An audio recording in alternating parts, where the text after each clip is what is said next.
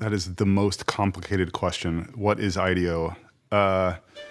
IDEO looks like a very serious design company. Behind the scenes, it's kind of like Oompa Loompa, Willy Wonka playland.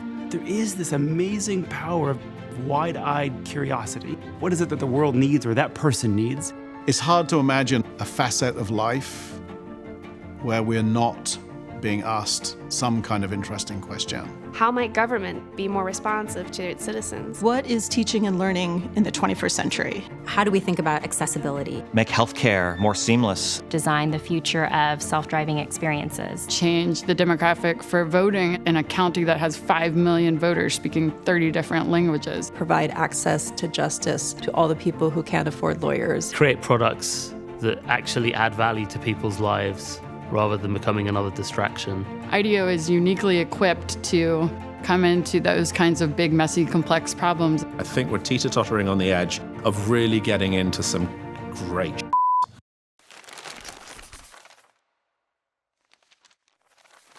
David, interview, take 2. There's a lot of Davids in this company, just so you know. After I met Bill, we decided to merge our firms and make IDEO.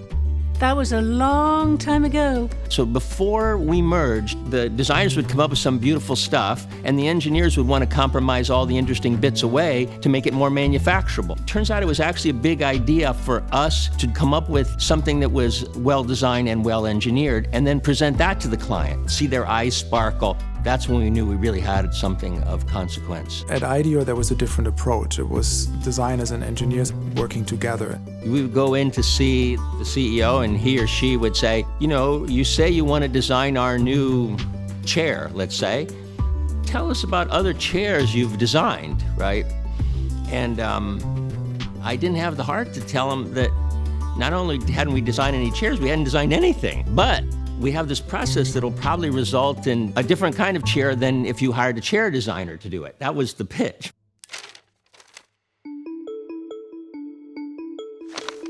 I had a background in psychology.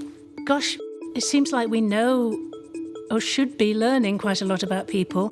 Couldn't we therefore be designing better stuff if we incorporated some of that knowledge into some of the decisions that we were making? Common sense would say, well, instead of just designing it by yourself in a room with a bunch of other engineers, maybe you should go out and talk to people that you're designing for. You know, from business school and every quarter of any institution I'd ever worked for, there's a real premium on knowing. And people would actually carry around books of what they know. And at IDEO, it was just okay to say, I don't know, let's find out. It's our job to always question everything and always ask why. Why is that? Why do you do that? We go out into the world, we talk to people, we sit in their homes, we have conversations with people, we ask for their ideas.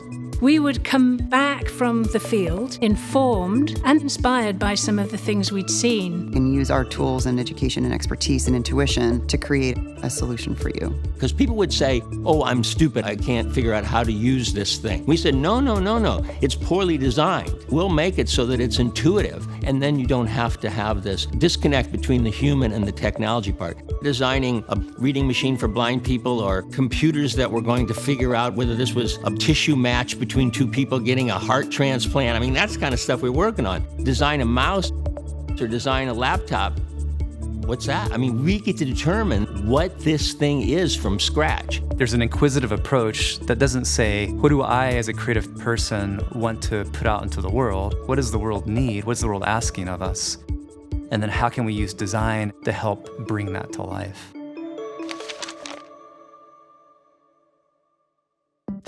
The culture of how you go about innovation and design is as important as the process.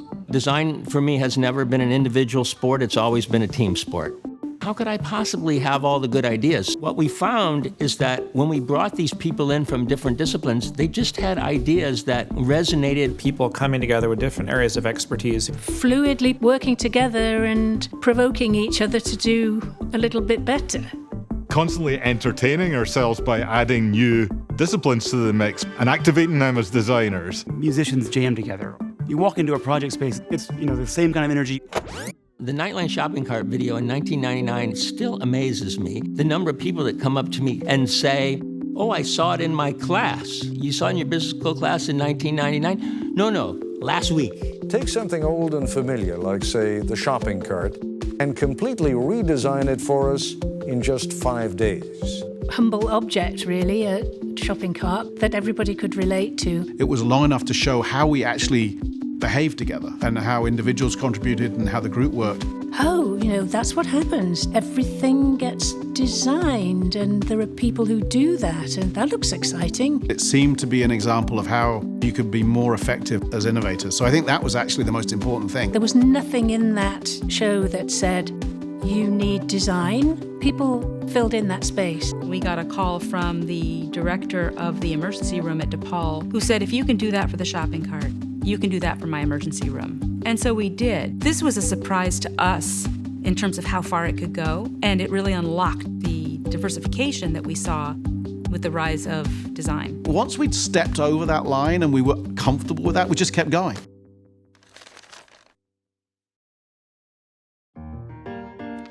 All of a sudden, businesses that had been happy, kind of trundling along for decades, found themselves having to innovate. So there was this recognition that the world of business really wasn't equipped to grow in this way, and that the smart organizations would cultivate that and invest in it.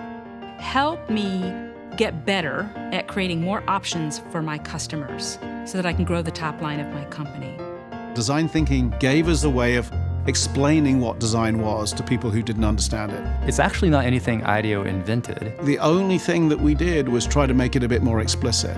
Here's how we understand the market and the people. Here's how we interview people to understand what they'd like, and here's how we prototype. It empowers people to get their ideas out and to share them. It's just a way to start. Being willing to have 100 sketches on the floor that didn't work before you find the one that does. We test those out, we see what works, and we refine those. From ambiguity to clarity to refinement to either launch or implementation. It holds the space for us to be sort of ambiguous and messy, knowing that you're moving in a certain direction that's going to lead to the outcomes you're looking for. Creating the conditions for innovation to happen over and over again. By having a methodology that we could teach, that we could share, where we could have clients come and work with us in the project room instead of just waiting for us to turn up with the deliverables, it made it possible for them to begin to soak up that capability. It doesn't just sit within IDEO. This is something that we've actually brought to a lot of our client partners and then help them grow within their own organization. It's good for business to let creativity out of the cage and let it run down the corridors. All we've done over the years is figured out how to scale it, how to make it more accessible. By embracing design thinking, we were able to start to find ourselves in those types of conversations that were far more impactful for society.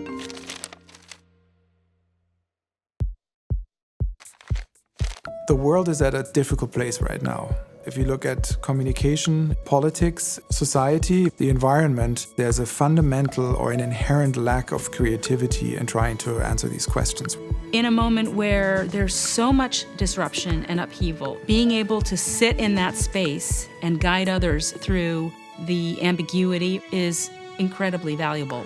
Not trying to know the answer at the start of the process is something that is very fundamental to design. We bring our creative lens, imagining how we can make that world better. I'm careful about words like solution or the answer because these are people-based systems. The important part about tackling big questions like that is trying to understand the context in which they sit. It's not just about going to someone's house and spending an hour anymore. The best way to do that is to start with co-design. Instead of going to those people to learn from them, actually bring them in to the process. Not just clients and organisations we're designing for, but the people that it's going to affect in communities, governments, organisations and partners that can help us implement. The larger the scale gets, the easier it is to forget about the people in the system. The people in that community are shaping the decisions that they're making. So we had to shift away from being the ones to decide to being the ones who facilitated others to get to that decision, so that their voice is the design solution. That's the only way you can go after these big, complex problems. We have helped elevate design up to being one of the ways in which humanity improves itself and improves its condition. We've had a series of these clients over the years that have helped expand our minds Carlos Rodriguez Pastor, who's the CEO of Intercorp, he came and said, I want to redesign schools in Peru, and I think you can help. We would have loved to have thought that we could design a new school system, but I'm not sure we would have ever gone to somebody and say, hey, please let us. IDEO is going to go where people ask us. The problems we're being asked to help solve are far beyond what we could have imagined 4 decades ago. If the whole world thinks all designers do is something decorative, they're not going to come to you and say, hey, we actually have a serious issue of sexual harassment on our university campus. Can design play a part in helping us solve that? And not through just putting up more compliance posters, but actually asking, how do people relate to each other? What is the culture? What should be changed? Design can help answer that. Today, we're thinking about design as an opportunity to reimagine the world, the objects, the institutions that help to reinforce the ways that people relate to each other. Redesigning entire systems that affect our societies. How do we design a system of re-entry for people who have been incarcerated? Make saving money more fun. Help make Judaism fit into people's lives. Help successful companies of the past be thriving companies of the future. Redesign our idea of classic beauty. Create a welcoming and secure environment for immigrants. To a certain extent, the first response has to be, where do we start? If it was that easy, somebody else would have done it. Literally, the hairs will stand up on the back of my neck when I know we're at the edge of everybody's ability. You're on a lake and the fog drops down and you are rowing and the client is freaking out because you know you're going to hit land, but the client thinks, oh my God, they're rowing us into the middle of oblivion. We're in the business of sort of navigating the fog and helping clients not jump out of the boat. Awesome. Thank you. Thanks.